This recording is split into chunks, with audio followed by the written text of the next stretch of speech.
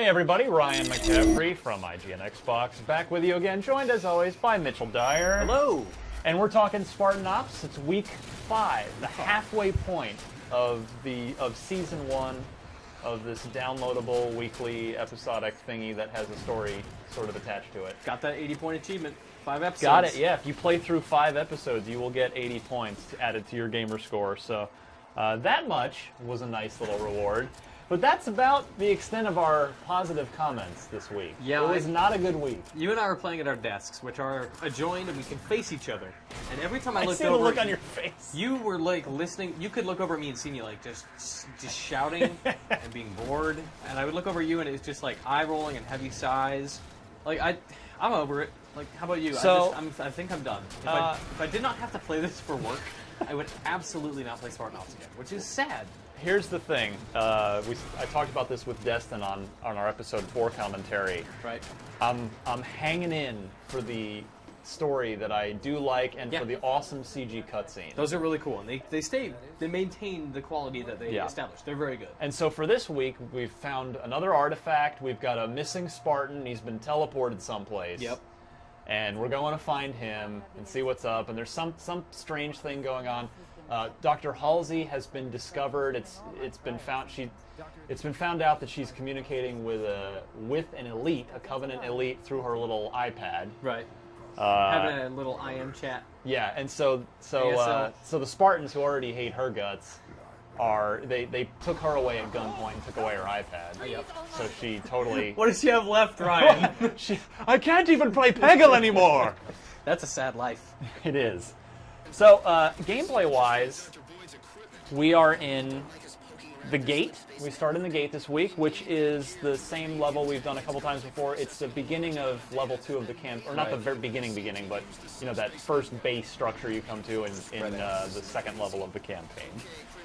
Then we go to the refuge twice in a row, which is far and away. That's my least favorite map. Yeah, so that is the Forerunner area. It's sort of a big arena with there is an upstairs platform. There's but almost just 3 levels. It's just sort of a bowl. It's kind of a big bowl, big combat bowl. It's a big dump bridge over the middle. Yeah, and we had to do it twice in a row, and it was nothing but a horrible grind. Yeah, it is a bunch of holding out, defending the area. Your objective was constantly, I feel like every chapter in there, or every chapter, how are we defining these? Chapters within episodes. So I feel like every chapter within episode 5 was holding out and defending stuff, which I am so tired of. I'm just, it's exhausting. Yeah, and then we went to the Cauldron again, the lava level. Yeah. I think we've done the Cauldron in all 5 weeks. Yeah. I don't think we've escaped the Cauldron once. That one was mercifully brief and, I mean, arguably the best one just because you get a mantis. Yeah, it was. You just run shop on all of the Covenant rolling in. And you and I, totally unknowingly, we didn't realize we were doing it. We actually got a nice achievement on that one too. One of the Spartan Ops specific achievements was protect the 2 generators or whatever. Yeah.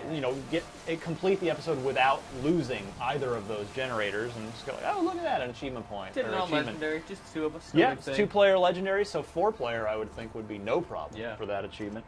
And then we finished up on the Quarry, which you'll recall was the very first chapter of episode 1, the big, huge, vast outdoor one that you need vehicles to traverse, except for the part where in this week we had no vehicles. Didn't really get a vehicle. Like, it takes way too long to get a vehicle. So what you're doing is you're walking from your whatever the spawn point is in the hills, walking to the bluff where the Covenant is stationed. Yes. You come around a corner, it's just like a fuel rod gun in your face. There's nothing you can do. And well, the funny part was later.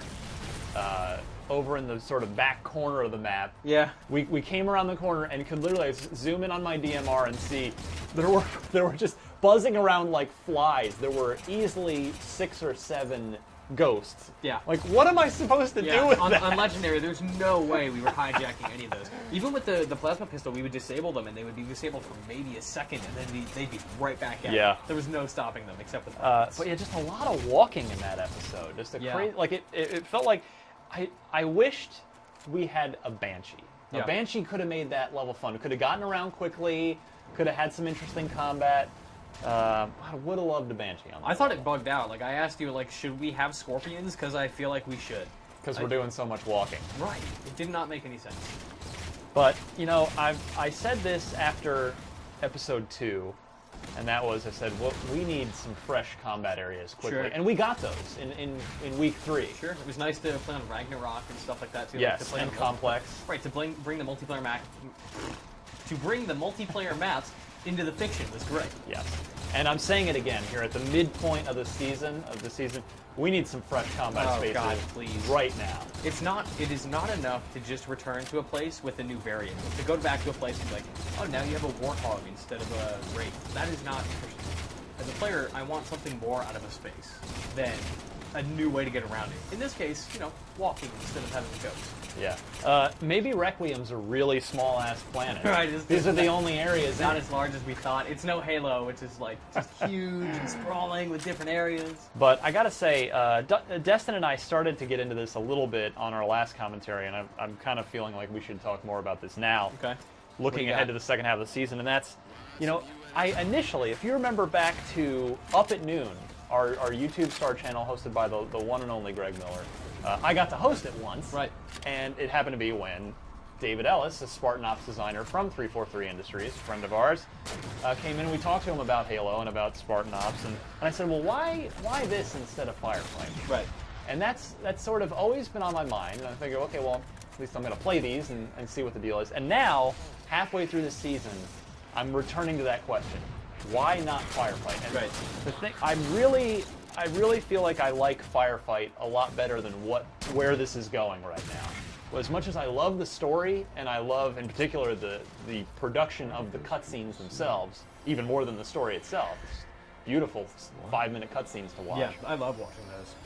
I feel like these episodes are sort of just throw crap at the wall and see what sticks, Sure. and then throw more crap. When you've Yeah. finished wiping up that crap, here's a bunch more crap.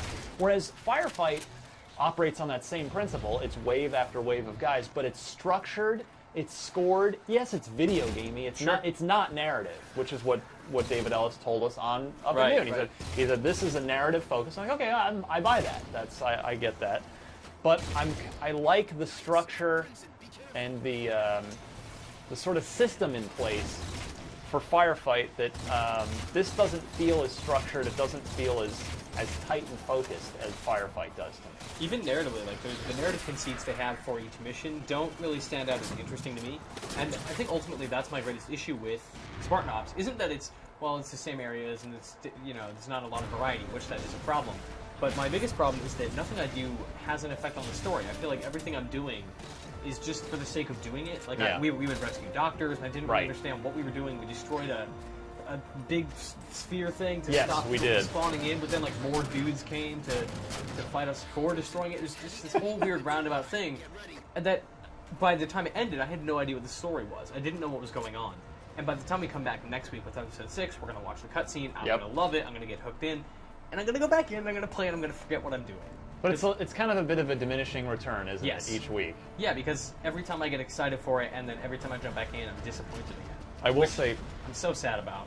The highlight was, it was a hilarious moment. It was unintentionally funny. Was we were on Quarry, the chapter 5 here, the end of this week's episode, and we were down to nothing. It was us against an entire army of ghosts and elites, and I think there might have been some hunters in there, and we'd blown up our warthogs.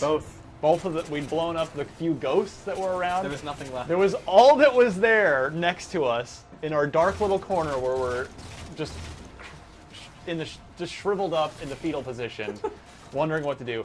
There was a man-goose. So like, you know what? Let's do this. Let's get on this man-goose and just drive, Thelma. Foolishly, I did not grab a rocket launcher beforehand. I just had my DMR. And so we're fully exposed. You know, there's no protection. like even in a warthog offers some protection. Right. And we, of course, plow straight ahead. You can't hit anything because it's the size of a bicycle. It's like trying to run over something on a unicycle. It was really pathetic. And you had the line of the day. You said, I was like, well, you're like, your Spartan's like clinging to my. No, I was clinging to you. You were driving. And it's like, this is totally hetero. We are totally just hetero friends right now, having a moment together in a show of desperation against this unending, terrifying wave of aliens. And you said, This is our man-goose. It's a man-goose. It's a man-goose. It's our intimate vehicle. So yeah, every time I see a mongoose I'm never gonna forevermore, forget. it's going to It's be a the man-goose. man-goose. Like, Yeah. let's get on the man-goose! So yeah, enjoy that. Anyway, More man-gooses, please. I'm very curious to see what happens, what awaits us in week 6. We need something new. It's got because otherwise, at this point, I'm wondering, why is this a 10-week thing? Sure. Why do I want to? What is my motivation right now to keep playing? Yeah. Because I don't really have one. I can just watch the cutscenes without playing it and be so much happier. Yeah. I'm kind of feeling right now like we could have done an intro cutscene and an outro cutscene and done all this, instead of the week 2 intro cutscene, could have been the week 1 outro cutscene, Right. and condense this Fuse it thing together. to 5 weeks with the Yeah. same amount of story and cutscenes and probably not miss a beat. Yep. So we'll see what the second half has in store.